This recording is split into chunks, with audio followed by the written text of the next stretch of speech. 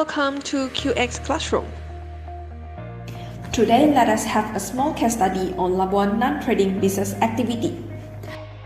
Let's say individual A is the shareholder and beneficial owner of company B. This company B can be a Malaysian company or company incorporated in any other countries. Individual A will hold share in company B and company B will in return dividend to individual A. Let's say individual A is seeking for a vehicle for wealth management, succession planning, and plan to manage his or her properties, which is company B. In this scenario, we will suggest individual A to register a Labuan investment holding company in Labuan. And the company structure will look like this. Individual A holds share in company C.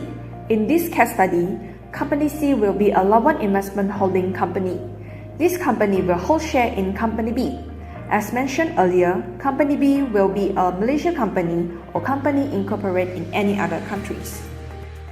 This company B will in return dividend to company C and company C will in return dividend to individual A. In consequence, individual A will be the ultimate beneficial owner for this whole company structure. But why should I choose to register a Labuan company with Labuan non-trading business activity in Labuan?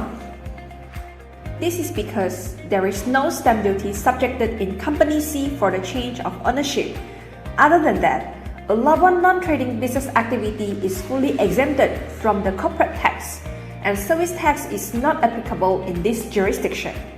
Furthermore, if individual A is a foreign investor, individual A is 100% exempted from the director fees, and no withholding tax imposed to individual A. Hence, this would be an effective vehicle for wealth management and succession planning.